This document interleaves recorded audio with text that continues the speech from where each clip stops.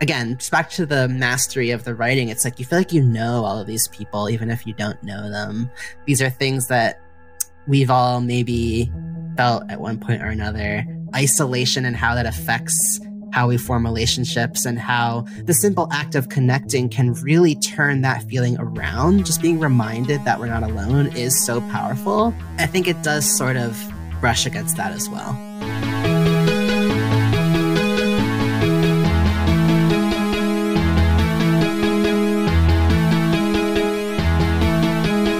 Welcome to Pixel Therapy, the video game podcast where we look at the games we play through the lens of the player, where what you play is just as important as how you play it, and where emotional intelligence is a critical stat. I'm your co-host, Jamie, pronouns she, her. And I'm your co-host, Spencer, pronouns they, them. And this is Pixel Therapy. Yeah, it's been a while since we've done this intro. I feel like we've been apart for so long. I know.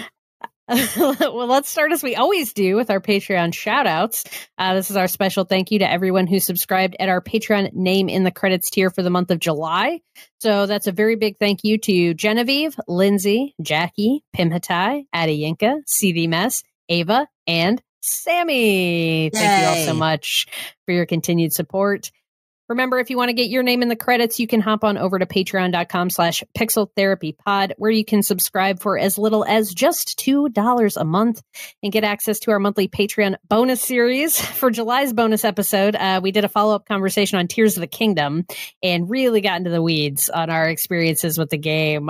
We relived our hypest moments. We talked about our favorite side quests. We picked our favorite hotties and our favorite weird little guys in the game. It was a really fun conversation. So if you want to hear us talk more about Zelda or just anything, want to get more pixel therapy in your life, come check us out over on the Patreon and get access to over 30 bonus episodes of the podcast. You could really fill a week listening to all of those. A whole full-time job just listening to us talk. Oh, that would be a horrible job. If you already subscribe or you're looking for a way to show your support for free, please consider rating and reviewing us on Apple Podcasts. Every review there does matter, especially for a small podcast like us. And know that no matter how you choose to engage with us, we appreciate you being here all the same. Mm-hmm. All right, it's time to get cozy, pull up an armchair. Feel free to lie down on the couch. Let's talk about our feelings. Spencer, how are you? I mean, I'm great. I feel like I made the typical mistake of just talking to you about every single thing on my mind before we hit record. And now I'm like, how am I? I'm good. I'm in a brief respite between work travel trips. Just like ping-ponging back and forth, coast to coast of this great country. So I'm just trying to recover a little bit before I have to do that again in a couple days. But it's good to be home, even for just a few days. There was a fine layer of dust upon my belongings. It felt like in my room when we came back. My partner and I just came back from like a 3-week trip to California. Yeah. Checked out a lot of areas in the Bay, as people call it. They do call it that, I've heard. They do call it that. Makes sense. And yeah, we just were talking about, we recently saw the Barbie movie. Did you do the back-to-back thing, or did you see Barbie and Oppenheimer on 2 separate occasions? It did the same day. Nice. So we went to see Oppenheimer in the morning, kind of first thing. It felt like we needed to be fresh, yes, and alert for that. So we went and saw that at like 10 a.m. on a Saturday, and then, came home, recuperated, had lunch, took the dogs out, and then in the evening went to see Barbie. See, that's the way to do it. Yeah, not quite the true, authentic Barbenheimer experience, but we did keep it within a 24-hour period. So I feel proud of us. Did you wear pink? No, I didn't wear pink. Colt did not wear pink either. No, oh, it's out of character. I know, but when we left, he did mention how cute Ryan Gosling was in the movie. Yeah, so that was fun. You only saw Barbie, right? You haven't done the full Oppenheimer experience. I'm not mentally ready for that. Yeah, it does take a certain level of composure Yeah. But I love seeing all the looks. Like, people were really turning out. Looks were looking. I mean, I Nice. felt underdressed. I think I own anything pink. But it was just kind of cool to see. I don't know, there's something about there being this pomp and circumstance around going to the cinema that I feel like we don't do so much in our modern era. Just around going to see a film being like a thing that is an event for the afternoon or the evening. I like that kind of vibe, and I want to do that more because movie theaters, they've lost a lot of respect in the past few years with the rise of streaming and the pandemic and understandably all of these things. But there's something really special about the cinematic experience. And I think that that's revived a bit with all of the stuff going on around Barbie and Oppenheimer. So that was cool to experience. Yeah, definitely. It was cool to, feel like you were part of a larger thing that was happening. A big cultural event. Yeah. Yeah. And I'm somebody like still really enjoys going to the movies. I think we're in kind of a weird situation where there's a nice movie theater that's like 20, 30 minutes away. And then there's like a fine movie theater that's like 5 minutes away. So it's always like a question of, well, are we going to go to the close one? Or are we going to like do it up? Are we going to make a thing of this? Yeah, really treat ourselves. And more we've been going to the smaller theater because it's just more affordable. I mean, literally half the cost. It's a small, like privately owned local theater. And the screen is fine. Like, it's not as big. The seats don't lean back or rumble or anything like that. But it's a perfectly like good experience to see a movie in. And when it's just like literally half the cost, it just makes it so much easier and convenient to actually go to the movies. But I do miss when we lived closer to Boston, we used to go to the Dolby Theater. And that's the prime experience. But now that theater is like 45 minutes away. And so it's just like not, you can't quite justify making that trip. But the Dolby Theater experience is the one that I love the most. So if you're near a Dolby Theater, like, do yourself a favor. Get out there and do it. Speaking of seats, I did remember, like, so on this, we flew to California and back for this trip, and Mommykins, which is what I call my mother-in-law, she happened to have, like, to her face. Sometimes, yeah. She happened to have a shit ton of points, like travel points, with which she was able to graciously cover our flights. Aww. And very kind of her. Yeah, that's great. And there was this mistake or something where she thought she had booked normal economy seats, but when we got to the airport and got our boarding passes, they had upgraded us to first class there and back. I have never in my life flown first class. I've never ever done that. And how was it? My God. It's a different, it like makes flying tolerable. It radicalized me, to be honest. Like, okay, first of all, you go into these seats and they can go entirely flat without going back on the person behind you. Like, you're fully in these pods where you're able to fully go down. It's also more cushy. You've got a full ass pillow and blanket. And you can do that without infringing on the personal space of the person behind you. That's number one. Yeah. Number two, they had these chef curated menus, like by celebrity chefs. It was different. The way it went going there and coming back, it was two different menus. And they were literally like, you can order whatever you want from the menu at no charge. It's like included in the fare. And so on the way there, I had this like watermelon salad with sea salt and chili oil and mint. Oh my God. And I had these like alcohol-free cocktails that had like fresh cucumber and stuff in it.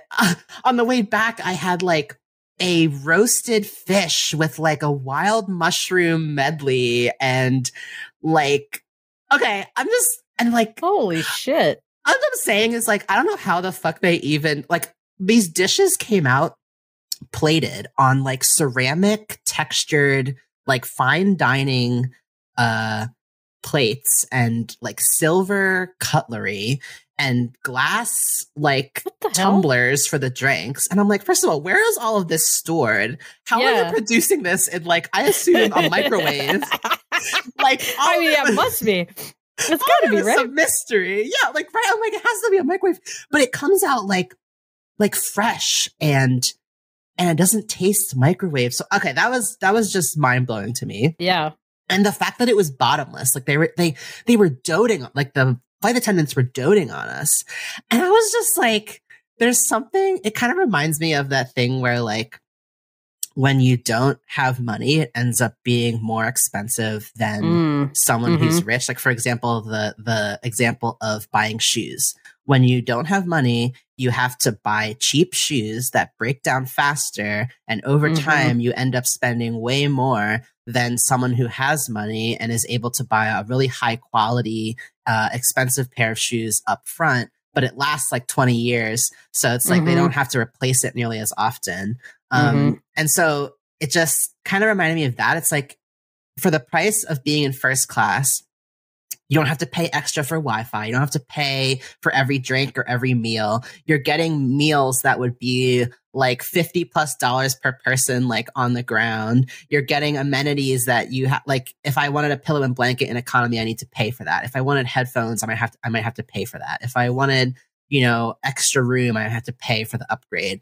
And it's just like, the inequality in such a small space and the stark difference in treatment. Like, I feel like when you're in economy, you're lucky if the flight attendant even looks at you, and you have to flag them down, and they're annoyed when they come talk to you. They're like, what the fuck do you want? You're taking time away from the first class passengers that I'm supposed to be helping.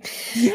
It's just like, I don't know. I was like, this is fucked up that this is a thing. And also, like, I've never not wanted a flight to end, but I was kind of like, I could chill here. Yeah. I could chill here. Yeah. That was my biggest. So we flew first class when we went for our honeymoon to Iceland. Awesome. Which really isn't that long of a flight from Massachusetts, from Boston. And yeah, even then it was like, oh my God, like, this actually makes flying tolerable. Yes. Like, I hate flying so fucking much. You're crammed in this little, it's just uncomfortable. And the thing is, like, I could sit in my recliner for 4 to 6 hours straight and not get up and be fine. But there's something about being in a plane that, like, as soon as it's like, you can't get up and move around, that's all that I want to do. And I can't sleep on planes. Like, on the flight to Iceland, none of that was an issue. Like, we flew overnight, and like, I slept like a baby in the seat, and everything was fine, and it was so comfy, and it is like you're in a recliner, and it's really nice. And it's just like, yeah, why are we restricting this experience from the vast majority of people on the plane? And it's like, for anything that's more than like a couple hour flight, 2 to 3 hour flight, I just feel like it should be a default. Yeah. The food especially was getting to me. I was like, the fact that when you're in economy and the food options you get are like in a TV dinner tray, obviously microwave, tastes like shit, super processed. And out front they have like fresh fruit and fresh herbs and like meat that is real. And I don't know. Like, clearly you have the ability to provide this. Yes. So you're literally just restricting it from the people who aren't able to pay more. Bruh. Yeah. I had a cappuccino and it had like milk and foam. The fuck? It's like, where did this come from? Where did it come from? They got something like literally someone's back there with a magic wand whipping this stuff up. So that was an experience, and it's very tragic that within a couple of days I'm going on a business trip where I'm very much going to be in economy. And with this happening so soon, I'm like, oh, it's going to be so bad. I've tasted luxury. I can't go back. Oh, no. I'm so sorry. Anyway, let's buckle into another kind of journey. Yeah. Let's dig into some video game talk, which I imagine is what people are here for to listen to. Today we're going to be talking about the game Oxenfree II: Lost Signals. Oxenfree II: Lost Signals is a supernatural mystery horror adventure game developed by Night School Studio and published by Netflix Games. It's available on Android, iOS, free actually if you have a Netflix subscription. So shout out there. I feel like not a lot of folks know about this, but Netflix does games now. If you have the Netflix app on your phone and you're logged into Netflix, you can get free games through Netflix. So take advantage of that if you like to play games on your phone. Mm-hmm. But it also came out for the Nintendo Switch, the PS4, the PS5, and on Windows. Oxenfree 2 is the follow-up to 2016's Oxenfree, which was a similarly styled supernatural thriller about a group of friends who unwittingly open a ghostly rift. And so while the two games focus on different sets of characters, in our conversation today, we are still going to need to spoil some aspects of the first Oxenfree game in order to discuss like just the basic premise of Oxenfree 2. So this is your spoiler warning now. If you are still planning to get back to 2016's Oxenfree and you don't want to be spoiled on anything about it, stop listening now because there will definitely be spoilers discussed for the first Oxenfree game. Yeah. So anyway, that's on your backlog and you swear you're going to play it, then maybe don't want to listen any further. Okay. Warning concluded. There will now be spoilers for Oxenfree 1. So both games take place on the coast of Northern Oregon, set on the fictional Edwards Island and its neighboring coastal town called Kamina. And in both games, your main characters are set upon by otherworldly interactions that take the form of these triangular sky portals, red-eyed ghostly figures, and fuzzy cryptic radio broadcasts, which all trace back to the submarine crew of the USS Kanaloa. You start to unravel this mystery in both games, where the submarine crew for the Kanaloa, they were thought lost at sea in friendly waters during World War II, but it turns out they were actually sunk by friendly fire, and the crew was transported into another dimension due to an experimental nuclear reactor that was on board the submarine. So the crew of the Kanaloa is understandably pissed at their situation and actively trying to return to their old dimension via radio waves and good old-fashioned possession tactics. So in both games, as the main character, your main goal is to avoid the possession of yourself, your friends, and your family, and to close the portals through which the Canola crew members are reaching out. So that's kind of the premise for both games. And then both games focus on a different set of characters who are put in a situation where they're interacting with these ghosties. The Oxenfree games, both games, also like Night School's other game, After Party, use a style of gameplay. It's kind of a 2D, 2.5D art style where you're moving across the screen, mostly back and forth like horizontally, but again, you get that extra half a dimension. So sometimes you're kind of moving up or into a space. You're controlling one specific character in the game and making dialogue decisions for that character that branch out the narrative. They are adventure games, so there's things that you can interact with in the world, but for the most part, the gameplay is centered around navigating the 2.5 dimensional space and making dialogue decisions.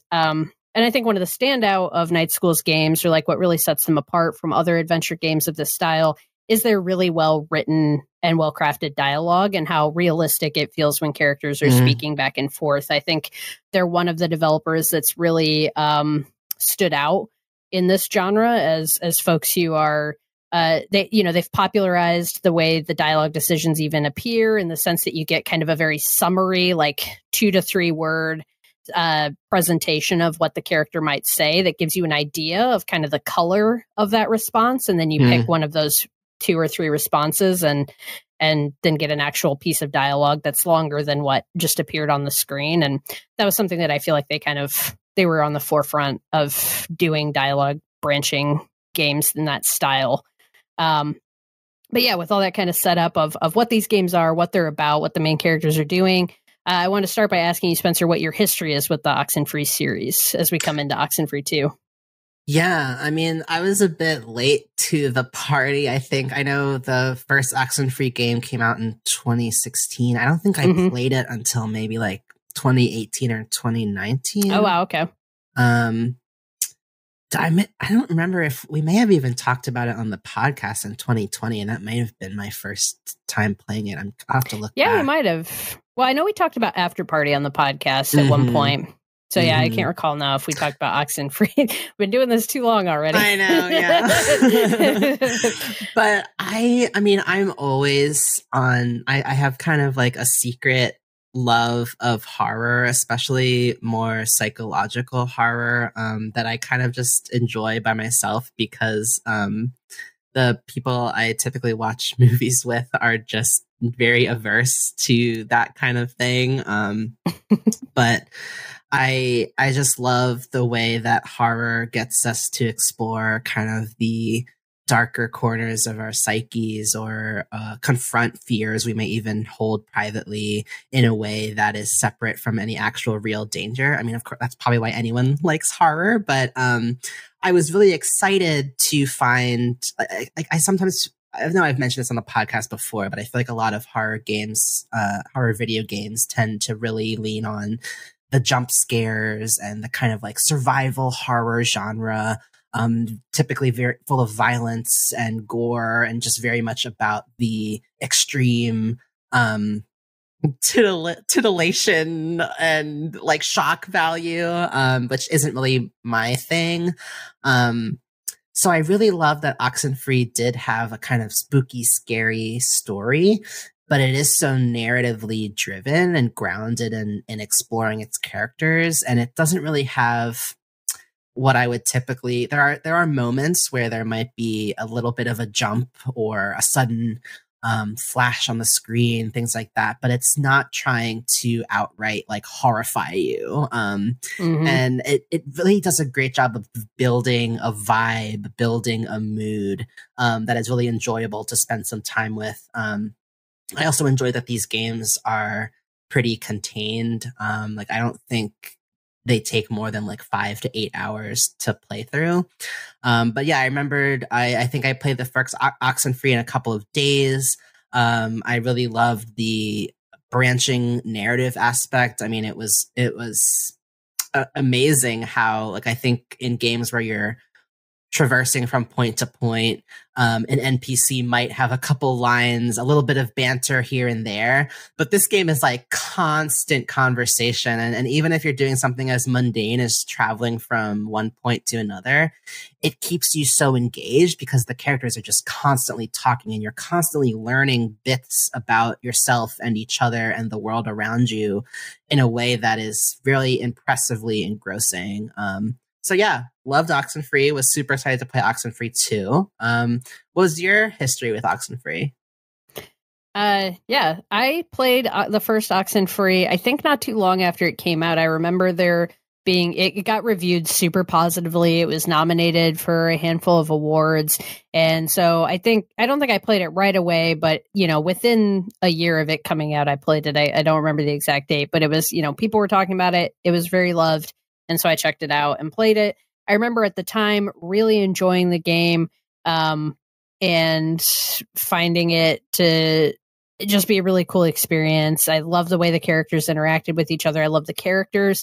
The first Oxenfree is about a group of teenagers who are all friends who go out to Edwards Island for like this party in the evening. And the way it very quickly establishes the relationship between each of the characters and how interesting those relationships are. Like, you play as the main character, Alex, and then, you know, her best friend, Ren, is one of the other characters, but also they're going to hang out with her like brand new stepbrother, Jonas, who she's still getting to know. And the way the game sets up the dynamic between those three characters, the tension of an old friend and this new person who's like a friend / family / what do you two mean to each other? You're still figuring that out. And just the way the narrative was unveiled and like how you learn more about Alex. Yeah, I really love that game. And was very excited for Oxenfree II. I actually made the choice to replay the first Oxenfree before starting Oxenfree II because it had been so long since I played the game. I really didn't remember a lot about the narrative, and I'm really glad I replayed it actually because I did not remember any of that stuff about the USS Canola or like Kanaloa or how that was all wrapped in with the narrative. So I was glad that I chose to replay the first game. Even though I don't know replaying the first game and then jumping into Oxenfree II really made some of the, I think, somewhat negative comparisons between the two games stand out to me. I think if we shift a little bit now to start talking about Oxenfree II, kind of my high level thoughts, I think overall I really enjoyed the game, but I definitely don't think that it stands on the same level as the first Oxenfree. And we can get into later, like more of some of my reasoning behind that. But I think in terms of gameplay and art and stuff, like Night School has definitely leveled up. One of the issues that Night School's had with their games in the past is being kind of buggy and technically like unsound on release and having like crashes and stuff like that. And Oxenfree 2 ran super well for me on PS5. I did not have bugs or issues by and large, so that was good. I was grateful for that. They introduce some new mechanics in the game. Like in both games, you have a radio that you walk around with and can tune and use, but in Oxenfree 2 they introduced that you also have a walkie-talkie, and that gives you the opportunity to have, so you have things like side quests that don't really exist in Oxenfree 1. So in that regard, like I do think the game was a step up, but just narratively and in terms of the cohesiveness of the narrative and the tightness of it and what the themes are, Oxenfree 1 just resonates with me a lot more than Oxenfree 2, and I think we can dig into that more soon. But yeah, what did you think of Oxenfree 2? Yeah, a lot of that resonates. I will say I played it on Nintendo Switch, and there were bugs and crashes galore. Oh no! Oh no! It's kind of funny because the game, the poor aging Switch. I feel like it's just along. It just can barely do it anymore. Its last gasping breaths, but it's doing its best. It really is. Yeah, no, I mean, it was kind of funny because the game involves a lot of time loops and kind of like repeating sequences, and the bugs were really contributing to that narrative tone. I would often find myself the ghost in the machine. Yeah, the ghost in the machine. Yeah, so it's all part. It's not a bug; it's a feature, right? Like it's all part of the experience. Nintendo Switch was just trying to provide you with a more immersive overall experience. Exactly. Yeah. So if you really want that, go for the Switch version. That's amazing. No, but I think going in, I think overall I was expecting them to do more, like to build upon what was established in the first Oxenfree and kind of take the gameplay to a new level. I was sort of not unpleasantly surprised because like it's been enough years that I could see this, and knowing that too, it's now the studio is now part of Netflix, and they probably want to get new audiences, reach new people. I can understand why they made the choice they did, but it was a lot of the same of the mechanics that I'd expect from the first game, and it just felt. To me, it's been a couple years since I've played the first one, and it just felt like a continuation of what I had been playing before, which left me a little disappointed. That being said, I didn't learn until today, actually, when I was just doing some, I was just reminding myself of like the background of the game. And I didn't know until today that it was also released on the Netflix app to play on your phone, or I think you can potentially play it on desktop as well if you're logged into Netflix, or maybe it's just on the app on mobile. But with that in mind, I think it makes a lot of things make sense. One being, if you're trying to cater to, that kind of streaming audience, it would make sense that you'd want your controls and mechanics to be very simple and accessible. If you're trying to roll this out on an app where people are typically used to watching shows and movies. And secondly, like, I felt like my main takeaway from this game was that it was incredibly cinematic. It was like I had just sat down and watched a mini series or watched a movie.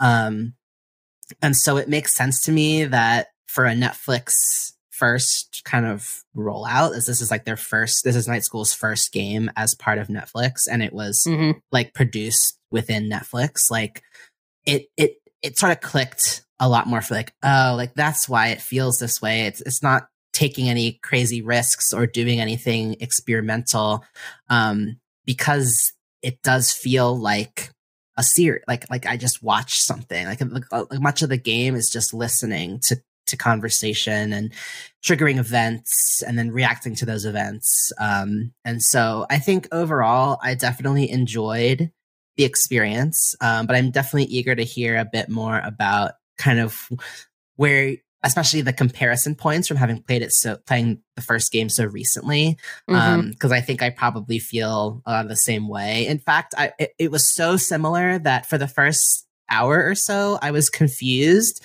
thinking that it was the same characters from the first game. Okay.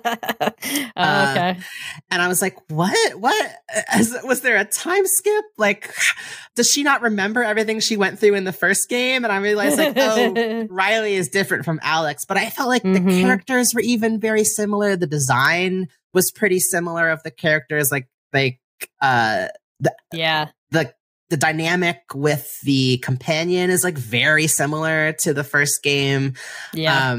So it just felt like a lot more of the same, but still a fun romp, and hopefully continuing to reach more people with this genre of game, which of course I'm happy to see. So I don't regret playing it.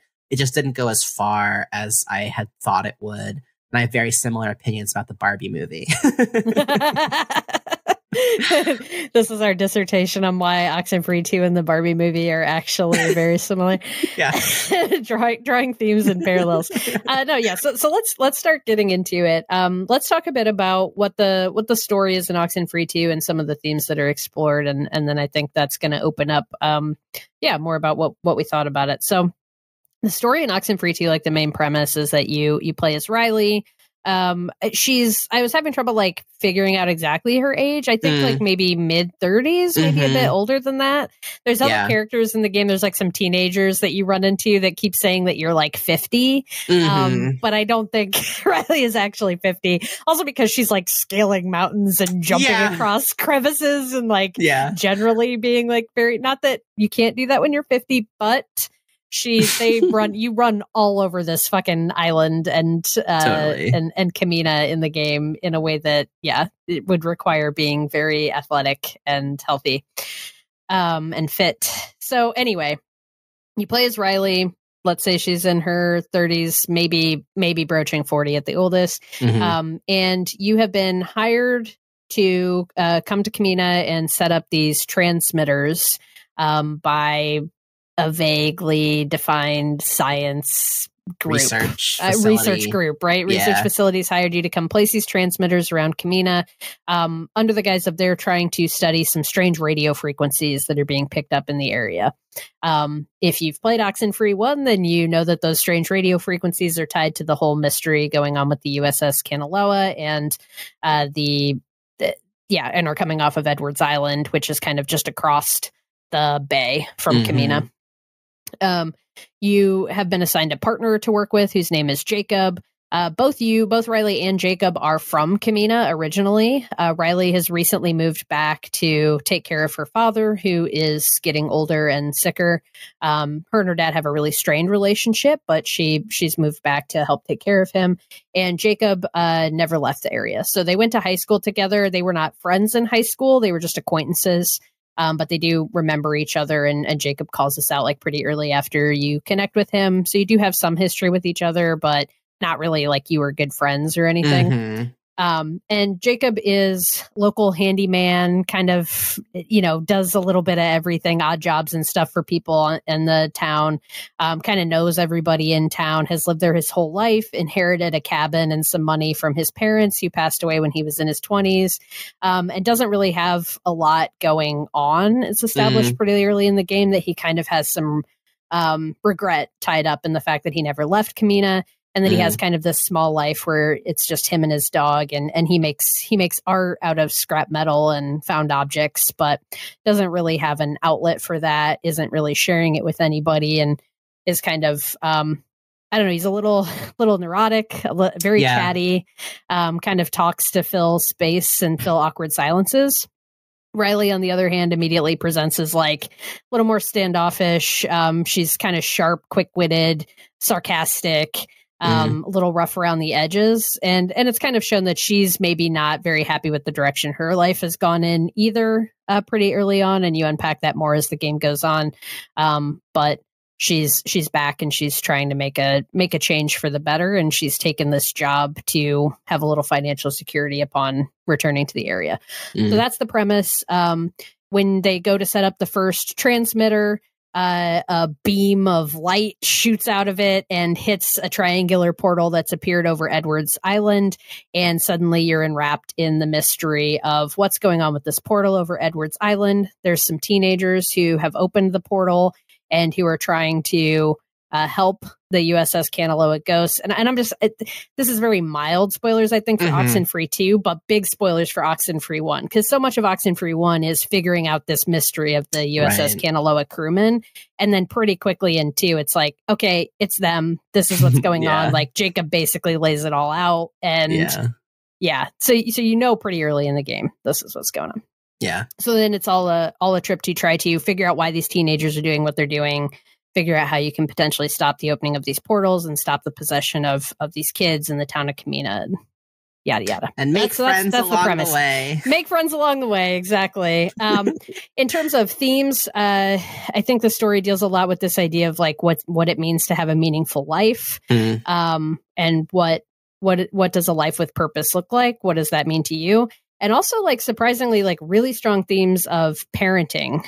And what it means to be a parent, what it means to be a child and have a parent, and how parents impact their kids, and then how that like kind of goes down through the history of time, like what your parent does to you, you will do to your kid, and kind of that lineage of passing along trauma, but also things like the way you make your eggs and the way you think about dealing with your anger. One of the key things that happens as you start to have strange encounters with the ghosts is that you're sent back in time to different memories, or sent forward in time to future things that will happen. And I think those are some of the most interesting parts of the game. You get these scenes where Riley is interacting with her dad from a memory that she has as a kid, or interacting with her own kid in the future. So you get, I don't know, the game opens up really interesting moments for dialogue and reflection between characters. I've just said a lot. That's a breakdown of kind of the story and the themes. What were there any other themes that you were getting out of the game? No, I mean, I think you nailed it. I like a lot of those themes that you were picking up on. I was feeling as well. I think it did really start for me touching on a lot of big questions around like, does it matter if like especially when you feel like your life has turned out a certain way, and you feel like you already know what your life is going to look like into the future, like what does it matter how we act now, or what does it matter what choices we make? Like it brings up some questions around like free will and kind of like, you know, the intentions. Like we all know that life ends in death and in pain. And so like what meaning, if any, does that bring to our actions in the present? And is it still worth fighting for if we don't have a hopeful outlook of what's going to happen in the future? So I felt like it was starting to really go deep on those things. And again, I think this brings me back to like my critiques of the game, which is just like, I wanted more. Like I felt like it was just giving me enough to start forming a high level understanding of who these characters were. And I just wanted to go deeper on that. Like I felt like a lot of the character, like the intimacy with understanding who these characters are and why they make the decisions they do is largely left up to the player to sort of assume or create on their own. And maybe it's because the plot gets big and it wants to be able to cleanly wrap everything up. But I feel like almost what's happening with the ghosts and this whole like narrative of the island and the culmination of the fate of this crew of the Kanaloa and the portals and how to stop them and whatever, like that ends up taking over. And the really interesting tidbits of these characters that we've been learning through conversation in the transport from one area to another and the progression of the plot, like it almost feels like the progression of the plot is secondary to just having more time for the characters to talk. And so by the end, I care more about like, okay, yeah, the ghosts and stuff, but what's going on with these characters? But the where the game wants to go is like to the conclusion of this big mystical plot. And so like, I just kind of felt like I was left wanting. I wanted to explore these themes more. I think it gave us just enough for us to pick up on these themes, but not enough to see through to what the ultimate message was. I know this is a game that's sort of made to be played multiple times because of all the branching narrative. So yeah, I mean, maybe it's just a matter of like, for me to get that, I need to play more and choose different answers. But even with that, it's tough because that would mean forcing myself to take actions that I wouldn't agree with or that don't feel true to myself. And so I just feel like I wasn't feeling fully rewarded for the investment of sharing my truth as this character and then seeing how those choices concluded. I don't know if that was kind of a woo-woo answer, but no, I think I resonate with a lot of what you're saying. I think that it's fair to critique the game if you didn't feel it was getting its themes across with one playthrough, because I do think, yes, this game is designed to be replayed, as was Oxenfree I, and it's even kind of built into the narrative, this idea of time looping and history repeating itself. So the idea that you would replay the game feels very natural. However, I think, if you're not getting the themes clearly in the first playthrough, then I still think that's a flaw of the game, right? I don't think it should be like, well, after the third or fourth playthrough, it really starts to sink in. Like, I think clicking, yeah. Then it starts clicking. I think that's a problem because, I mean, I remember the first time I played Oxenfree, the first one, it was one and done. And I still felt very connected to those characters and the themes of the game. And I think, I don't know.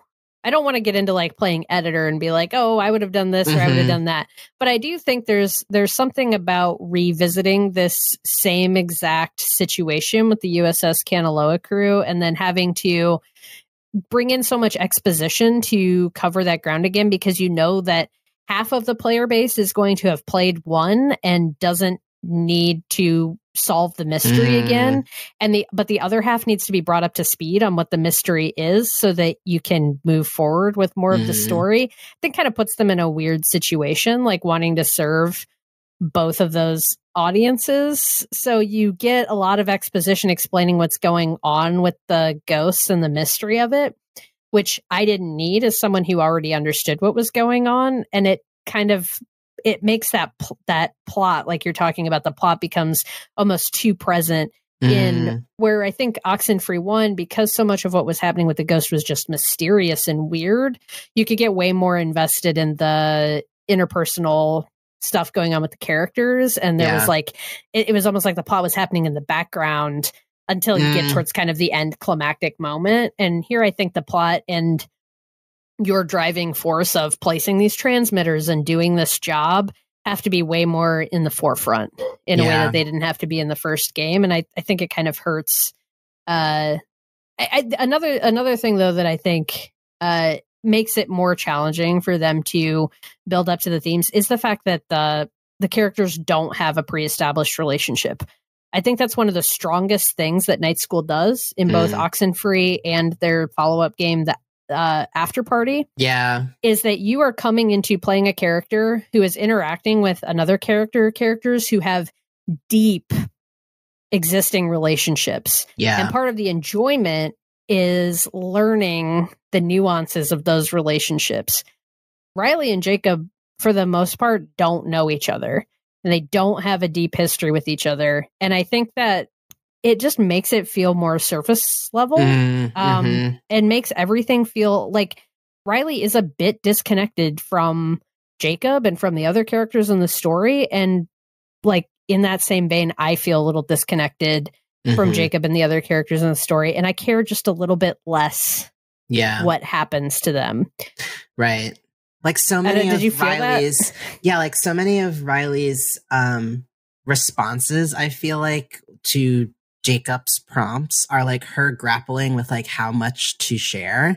And as the player, I'm like, I know nothing about you. So rather than just like the dialogue choices being like, oh, divert or say nothing or be like, I'm fine, versus giving a little bit, it's like, I want even more than that. I want my choices to be between like, which version of events do I share? Or like, how vulnerable am I in this moment? And it feels like instead it's still so, even what she does share is not deep enough for me to really gain a deeper understanding of who she is. Like I get throughout that she's reserved and she has like trauma and a history she'd rather not delve into because this is someone she doesn't know.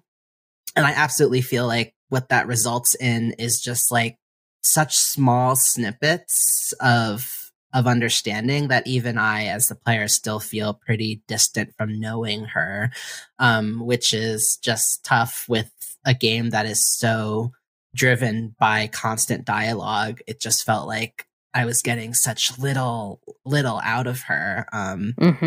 Yeah, it was tough. I feel like I came out of it understanding Jacob more than the main character that I was playing. Yeah, partially because he just doesn't shut up, right? Yeah. I mean, he's very chatty too, and is like a certain type of person that you can really decide as Riley if you're going to be friendly with Jacob or if you're going to be like pretty cold, and like the game will let you be. So I've played through 3 full times and seen there's basically 3 main endings that you can pick between. So I've seen all 3 of those main endings, and you can play through the game and be very, very mean and abrasive to Jacob and just completely shut him down. The game also, I think this is a cool design choice. Again, like the way Night School does dialogue, I still think that's really on display here, and the way they let you make your dialogue decisions, I still think is really cool. One thing that you can do is you can just choose not to respond. And if someone's talking to you, for example, Jacob, the way he's just constantly chatting as you're walking around the island, like you have the choice you'll get your dialogue prompts that will appear. And if you just don't choose anything, they will fade away. And he'll kind of be like, okay, I guess I'm just prattling, or he'll change the subject to something else that he wants to talk about. But you can, choosing not to engage is totally a valid option in almost any conversation scenario. There's very few times where you have to have a response. Almost always you can just say nothing. You can play through the game being completely silent and not reacting to things that are going on around you, and that would have an impact on the way characters perceive you. I think that's pretty cool from a design perspective. And I do appreciate what they do there. But for me, I think some of the best stuff in this game come down to specific scenes and moments, most of which I think occur between Riley and her dad, or Riley and her future kid. And there's a few moments with Jacob that feel really powerful and poignant, but like the overall story and where that goes and how that ends up with did leave me a little bit colder in this game than it did in Oxenfree 1. And I feel like some of that just comes down to the distance that this game holds you at from the characters, and you don't feel the same level of connection that you did in the first game, where all the people that you're interacting with have like a close and real relationship to the main character that makes the stakes feel higher. Like at the end of the day, like I didn't care as much about the stakes that they set up, because what the impact was going to be on the people that I cared about was like, I don't know. It wasn't like I didn't care enough about the characters to care enough about the stakes, if that makes sense. Yeah. So I was definitely a little disappointed in that area. Yeah. But what was some of the key moments and stuff in the game that jumped out to you? Was there stuff that you liked or that did resonate?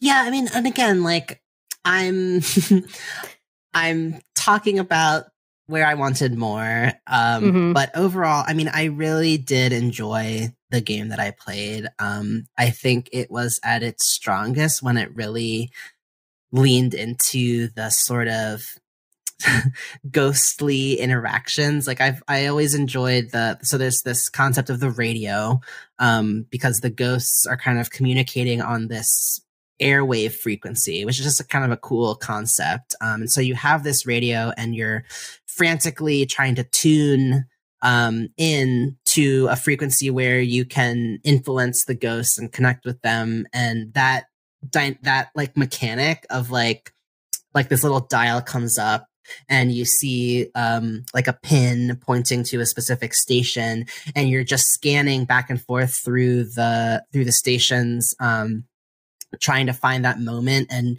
your controller starts vibrating and the buzz starts building and things are happening on the screen until it gets to a point where that perfect point has been reached and a connection is made.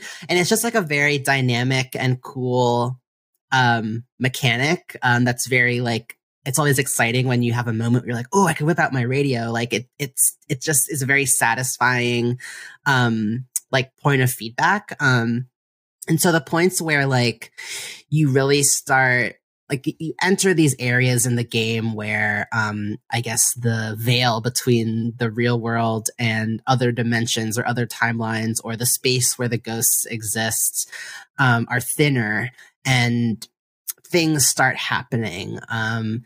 Loops start appearing. You might start ripping open holes between timelines, and using that motif of like static or a channel changing on an old television, or like the visualization of static or sound waves, like the way that they use that for transitions or to create the mood of a scene is really well done. And they also do some stuff where it's like by design, like maybe you're moving through timelines so quickly that dialogue options come up, but they don't have enough time to pick one, or something or someone appears and you barely have time to register what you're looking at before like a channel changing on a radio, the scene switches or repeats. And it just does such an excellent job of building up that kind of vibe I was speaking to earlier.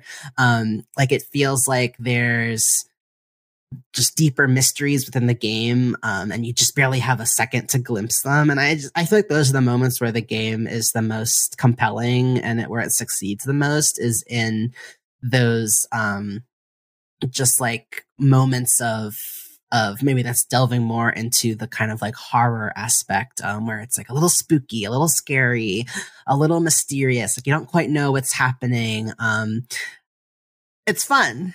Yeah, I agree with that. I mean, I really think in both Oxenfree games, the audio design and the way the Kanaloa crew is presented, the way they talk through the radio, the way that's depicted on the screen, and the way things will like clip around and you'll get the static, and as though even the images and the game itself is being tuned like a radio, is all really well done and very cool, just aesthetically, in terms of like it's got like a really good feel and vibe to it, that the game can be genuinely creepy sometimes. There's a moment where the Kanaloa crew like clips in and they have this creepy voices like saying something about like your soul will be the grist for it will wear your skin like sunburnt wallpaper. And it's just like, oh man. And also sometimes the writing just like goes off like that. Like the writers, like there's moments in the game where a piece of dialogue will just really hit deeply. I wrote down so many quotes from the game that are just like great writing. But yeah, unfortunately it doesn't, I don't know, it's just not consistent, or as consistent as I felt like it was in the first game. And one thing, I don't want to keep comparing Oxenfree II to Oxenfree 1, but one thing that really jumped out to me playing them back to back, that was I don't know if you would consider it was a technical change that they made that I'm sure happened because now they're developing primarily for Netflix. But in Oxenfree 1, radio sounds would come through the controller. When that came out on PS4, if you were playing on PS4, you could turn on a setting to have the radio, the noise of the radio come through the controller. And that was such a small but like deeply immersive way to engage with the game. It just increases the way that it sounds. I mean, it sounds different. It's not coming through your TV speakers. It sounds like a radio playing, and it being closer to you and in your hands and coming from there just made it feel more like you were holding the radio and hearing something through the radio. Unfortunately, Oxenfree II does not have the ability to send dialogue through the controller. And I have to imagine that's because the PS5 can still do that. There's still a speaker on the controller on the DualSense, but I imagine that's because they designed the game with, the mobile first, Netflix first experience in mind, and just probably didn't have time to include a setting like that. And it's unfortunate because I think it would have been really cool if both the radio and now the walkie-talkie could have been playing that sound through the controller speaker. It's like a small thing, but it really enhances the experience and makes you feel more immersed in what you're doing. Totally. Speaking of the radio, though, like, what did you think of that? Did you engage much with the side quests that you can kind of encounter through the other people on the walkie-talkie? I will say, just back to what you said about the radio, I think my favorite aspect of the game is how, like, because they're ghosts, I'm presuming, they can't just talk, like, through the radio. And so what they'll do is, like similarly to like a ransom note where someone cuts out letters from a bunch of different magazines and puts them into a letter that you can read. It does that with audio where the ghosts will take snippets and single words from like radio commercials or talk show hosts or songs or what have you, and then construct this disjointed sentence.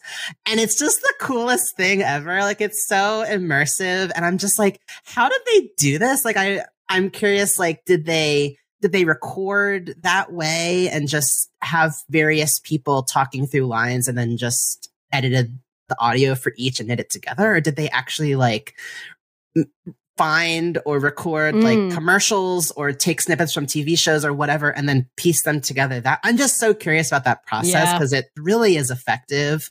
And I just keep wanting to have scenes where the ghosts are communicating because it's just such a cool way of hearing audio and so creepy in like the best way. Yeah, absolutely. It's like how Bumblebee talks in the Transformer movies, except creepy and cool. Scary. Yeah, 100%. Yeah. But no, I definitely was. I was really into the walkie-talkie, the kind of relationships you could build and side quests you could undertake through communicating with people who were on other channels of your walkie-talkie. I thought that was really great. If anything, I wanted more opportunities for that. But I know, of course, then you'd be spending your whole time just standing in one place, tuning into different channels. But I was really impressed. I think this is a testament, again, to the quality of the writing. Because a lot of these, these, other than Jacob, these characters that you connect with the walkie-talkie, you never see. It's kind of like Firewatch vibes, if anyone's ever played that game, where you're forming an entire relationship with someone just over a walkie-talkie, and over the course of that game, you never actually meet face to face. But in this one, again, I the fact that I started really worrying about the people I was talking to, checking in on them throughout, and kind of like waiting for the plot to progress a bit so that I could tune back into my walkie-talkie and see how they were doing, especially as things started getting freakier and freakier, just like wondering if they were okay, hoping that they were safe, wanting to influence them and support them, even though we didn't know anything about each other. I did think that was done really successfully. And just a testament to the writing that like you were able to build these relationships, even though these characters had like no real impact on what you were doing. And it was just purely like there for at your own interest. If you took the time to just reach out. I don't know, it reminded me of just like, I don't know, like just what's great about being a person is like even if there's no payoff, there's no reward, there's no real influence on how your journey was going, but just reaching out to someone because you can, and lending out a hand or being a listening ear for no other reason than just to connect with another person. It was just kind of a nice reminder of that. And and rewarding in its own way, which was just nice. Yeah, and I think it was really important because this is all happening overnight in a small town that's like dead. Businesses are closed, lights are off, like everything's shut down. It's actually like a plot point that everything is shut down, and you have to keep kind of figuring out ways to work around the fact that the entire town is closed and everybody's at home in bed asleep.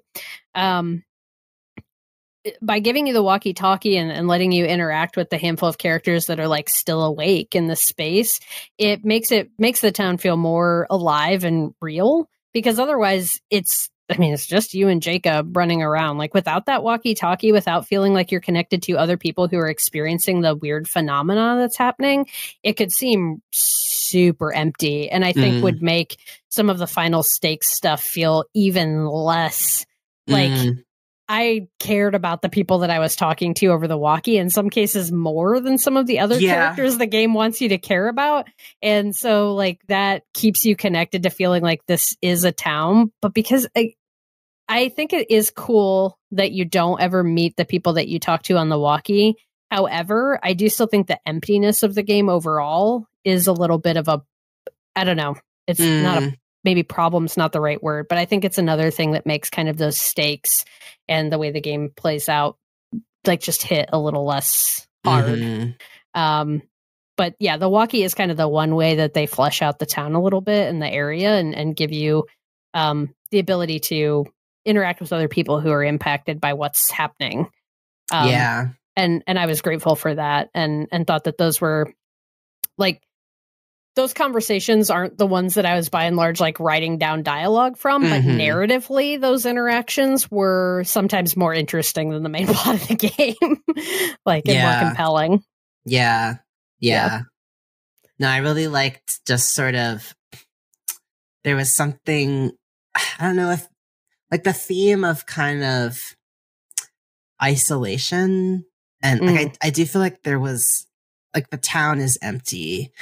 And you've come to learn that Riley's life is also pretty empty. And in some ways, Jacob's life has been kind of empty. Yeah. And there's like a fisherman that is one of the people you can connect with over the walkie-talkie, who keeps going out on the water despite the increasing danger. And he's kind of like older and you don't get the sense that he has many people who check in on him or care about how he's doing. And he is pulled into this because maybe he's looking for something more or another world that he could cross into, and you just are like surrounded by people who are isolated in different ways. And yeah, just sort of, and it's not like this guy ever comes out and is like, yeah, I'm lonely and I'm depressed and I maybe deep down I've even contemplated suicide. Like it's not like he ever says that. No. But just through talking to him, you start kind of like maybe something he says resonates with something that you felt, or maybe the kind of things he's saying just touch on, feelings of isolation that we've all felt at certain times. And you just feel like these, like, again, just back to the mastery of the writing. It's like you feel like all of these people, even if you don't know them, or are barely given enough to like know them deeper through the game, but you still know them because these are things that we've all maybe felt at one point or another.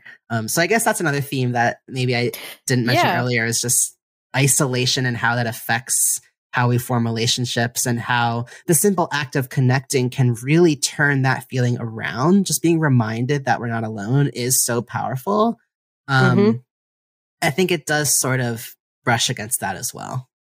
Yeah, I think you're absolutely right. And it's actually kind of, revelatory for me right now, because that was not a theme that I'd picked up on in my original thinking about the game. But yeah, I think you're totally right. That through line applies to a lot of the characters in the game, that they're struggling with not having real connection to other people in their life, and where that does or doesn't give purpose or takes purpose away or meaning away from how they're choosing to exist. Yeah.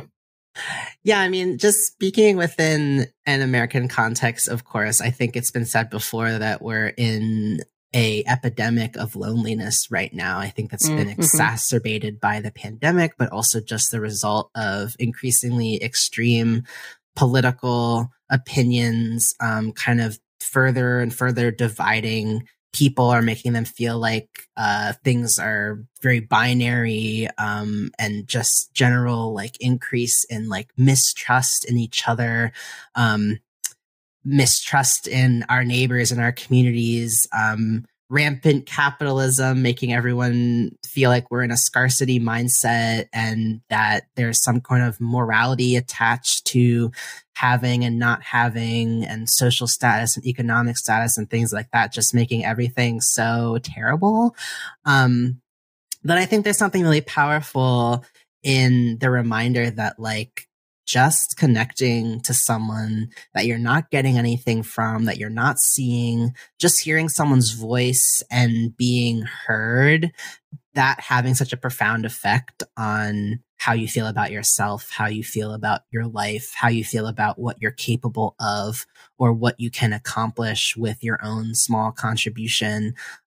Even if that's just being there and listening to someone else speak and having someone listen when you speak, just being reminded of how powerful basic connection can be, I think is really powerful to have. And a game that, considering the time in which it's been made by this studio, I don't know, it just makes a lot of sense, and I'm glad it's out there. And now that I'm reflecting more on it, I do think,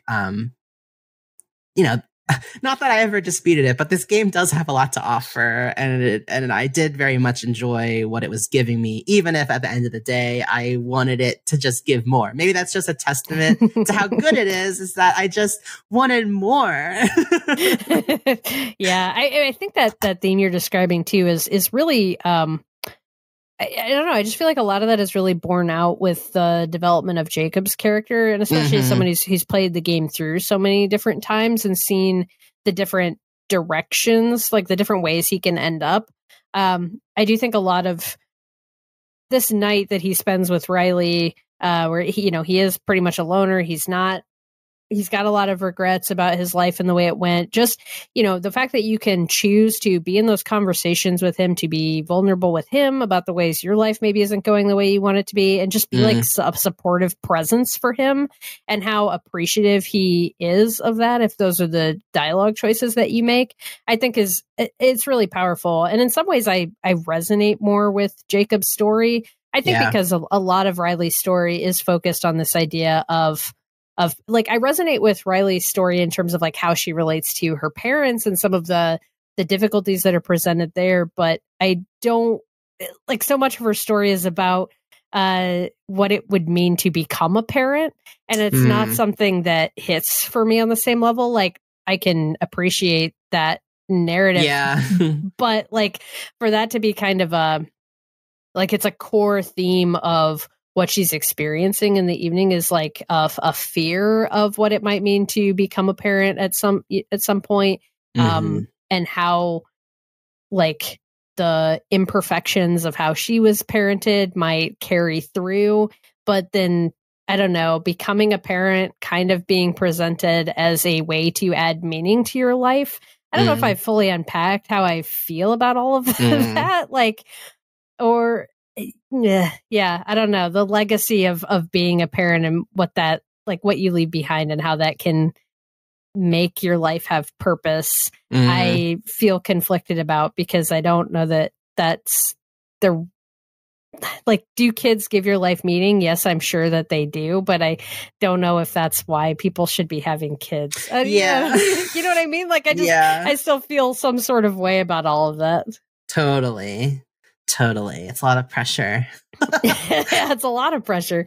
And I think the game does a good job of kind of showing some of that pressure and how someone would work through that. But it's not something that I'm personally grappling with. So it just didn't land for me in the same way.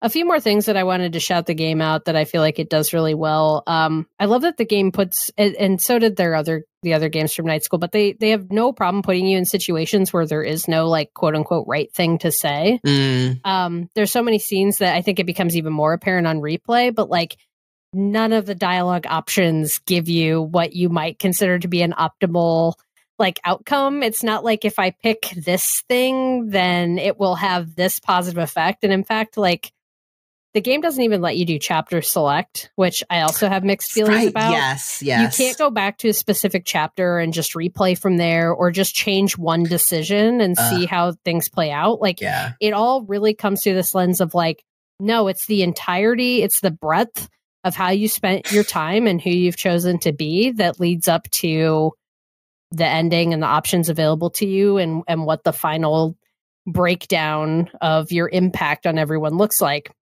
And on the one hand, like that's kind of cool that like it doesn't just boil down to one thing. Like I can't go back and change my dialogue from X to Y and suddenly there's a whole different story. Like it really is the culmination of the way I've behaved and the pattern that I've established of who I am and what I want to be. On the other hand, I just want to fucking see a different ending. Why can't I just go back and like pick a different ending? So I'm torn in that regard, but I do think it's cool that there are multiple points in the game where there are these really challenging conversations that are being presented, and no matter what you say, like the connection is still a little bit off. Like it just you can't quite make it right. You can't quite smooth a thing over. You can't quite get your point across in a way that's clear and smart and eloquent. And it creates these, disconnections and misunderstandings. And I feel like that's very true to real life. And there's a lot of situations where there isn't just a right thing to say. And it just makes the dialogue feel more realistic and the characters feel more realistic, that they capture that, I think, so expertly in the game. Totally. I think in a lot of ways, Oxenfree II feels more adult than Oxenfree I, which probably doesn't just come down to the themes. Maybe it just comes down to the character. I mean, obviously in Oxenfree I, you're playing as teenagers, and Oxenfree II, you're playing as like kind of middle-aged, a middle-aged adult. But even just the themes of like being a parent and meaningful life feel more grown up than in the first game. I think there's thematically they're struggling more with, well, it's still pretty serious. There's like grief and survivor's guilt is kind of like some of the core themes in the first Oxenfree, but I guess it's just dealt with in a more angsty, like teenager through the lens way of a younger person. Yeah, through the lens of younger characters. And so Oxenfree II does feel more grown up. And again, maybe that's what contributes to this like distancing that you feel, or just like this kind of a lack of vulnerability, like feeling a little more closed off, a little more structured, a little more in control of your emotions as a character and the way the characters interact with each other, so that it doesn't feel like they get quite as, I don't know, close or as earnest as they are in the first game. And then the final thing I wanted to shout the game out for is just, we've talked a lot about the dialogue. I think it's one of the things that makes it feel so real, makes it feel so grounded, is that they intermix the mundane with like more philosophical moments. And a lot of this happens between Riley and Jacob and the conversations they're having. But the way they can move from a conversation chatting about like library late fees into talking about, like there's this moment where they're walking across this bridge and Jacob's like reminiscing about the fact that, when this bridge first went up, it was like a marvel of modern science and was like so integral to the community and how people got around. And now it's just this like old aging bridge that nobody thinks about. And he uses that as a platform to say this line about like how he's like, I wouldn't want to live forever, but I also don't want to die forever. And the idea that this bridge is just like, it no longer has the life and the purpose that it once had, but it's still just here languishing. And the characters have this like insightful moment where they're talking about what that even means, or the idea that you would just be forever dead. I don't know. It was an interesting conversation. I think the main way that I responded to it is Riley was like telling Jacob that like, oh, people are going to remember you. Like if no one else does, I'll remember you. And then kind of cracking a joke about him being like the troll under the bridge. And you guys laugh it off. But the ability of the game to like move between those things and for it to all, it does feel the one strong suit of this game, despite you not feeling like Jacob coming in, and I wish there had been more of an established relationship, it does feel like you are building a friendship with this guy and having like actually a trophy that you can get. And maybe this is a little bit of a spoiler, but if you are good enough friends with Jacob, you can get a trophy in the game called 3 a.m. Food Friends. Where it triggers this conversation where Jacob asks are we friends now? Like, did we become friends through this? After you've spent like the whole night doing all this shit together. And if you tell him like, yeah, we're friends, we're like 3 a.m. food friends, like the kind of friends who would like get drunk and stay up late and like have food at a diner at 3 a.m. just like talking about life and shit. And it does, I think the game captures that feeling of being up all night, like you're a little too tired, maybe you're under the influence, but you're like really digging in on some shit with some friends, and the conversation can span like really boring silly shit all the way out to like what's the meaning of life, and the game like encapsulates that in a really fun way. Yeah, definitely. Like and to that feeling of like when you do meet someone and you're just like, you can't stop talking and there's so much you want to keep bringing up, and you do that, even that nervousness of like naming with someone that you are friends. Like I do feel like it captures all of that really well. And I do think the dialogue flows very naturally. Yeah, I think that, I got that. There's no trophies on Switch, but I got to that conversation as well, and I was really happy that it happened. So yeah, I'm glad you brought that up. I think that definitely resonates. Yeah. So do you think after playing this, do we need another Oxenfree game? I don't know if we're going to get one or not. Nothing's been announced. I could see them doing another one if this one's successful, just because the Netflix of it all and wanting to keep the story going. But like, after playing this, where are you at in terms of wanting or not wanting to see more in this setting or with these characters? I mean, I feel like at this point, I want more spooky stuff. I want more night school. I do feel like after spending 2 games with this specific narrative about these Kanaloa ghosts and the radio frequencies, like I think if they took the concept of other multiple timelines, access through radio, portals between dimensions, between timelines, the multiverse, that kind of vibe. Like if they told a new story with those same pieces, I think that could be really compelling. I do kind of feel like this story about this island and these people have kind of reached its conclusion for me. But I definitely want more of games like this from this studio. I'll start there. No, I agree with that. I don't know if this game needed to happen. Like, and again, if I'm playing editor, I might say like, I don't think we needed to keep the setting. I don't know that we needed the ties that exist between this game and the first game. I don't want to talk about that too much because I think it's very spoilery to talk too much about how this game ties in with the first one. But there's ties there, and I think it's actually some of the weaker stuff in the game, narratively speaking. And I like Night School. I liked After Party. I thought that, it was an imperfect game too, but I thought it was really cool. And that was completely different characters, completely different setting. I agree that I really like the spookiness and like the way the Kanaloa crew talks, and like all of those vibes are very, very cool. But I just don't need more stuff that's connecting back to this core story anymore. I think it was probably already pretty done and dusted, and unless they could find a really novel way to re-engage it, I don't know if I'd want that. Like, I think it does kind of just start to become the USS Kanaloa crew's at it again. How are we gonna put them back in their box this time? And kind of takes away from, I don't know, what made the story so interesting and unique the first time around in Oxenfree 1. So I don't need any more of this. I'm happy enough that we got this sequel. I think it's pretty good. I think people should play it if they're interested in what we've been saying.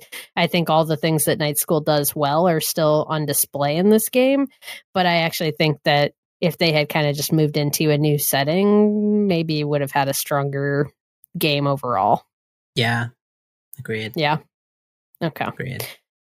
Well, time is up for today's session of Pixel Therapy. Thank you for tuning in, and we hope that listening to our thoughts and feelings gave you some thoughts and feelings of your own. If you want more Pixel Therapy, come check us out at patreon.com/pixeltherapypod, where you can snag that monthly bonus episode for just $2 a month.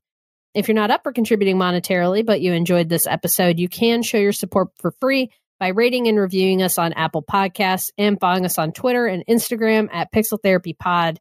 That stuff is just as important, and we appreciate it just as much. And of course, you can keep up with all of this stuff and more by visiting our website at pixeltherapypod.com. Finally, since we like to put our money and our energy where our mouth is, we end every episode with a recommended side quest. You may have heard that Hawaii is experiencing some horrible wildfires currently that are displacing a bunch of folks and causing a lot of damage on the island. And so we wanted to highlight Maui Mutual Aid. They can be found, of course, we'll include the link in the show notes, but there's bit.ly/Maui Mutual Aid. There's also an Instagram at Maui Rapid Response and a Facebook group, Maui Fire, Flood, and Disaster Relief Group. All of that will be noted in the show notes. But all funds collected through these channels will be distributed as quickly as possible to vulnerable Hawaiians in need, prioritizing island elders, people with disabilities, renters, and those who are uninsured or underinsured. These groups have also been posting needs lists and drop-off locations for various goods and items that would be helpful to folks, and just check out the groups, the pages to get more information about that. But that's Maui Mutual Aid if you're able to throw $1 or $2 their way. Yeah, thank you for that side quest, Spencer. That is our show for today. So go forth, run a story mission, level up some stats, and don't forget to hug an NPC every now and then. We'll be back soon with some more Pixel Therapy. Yeah. Bye-bye.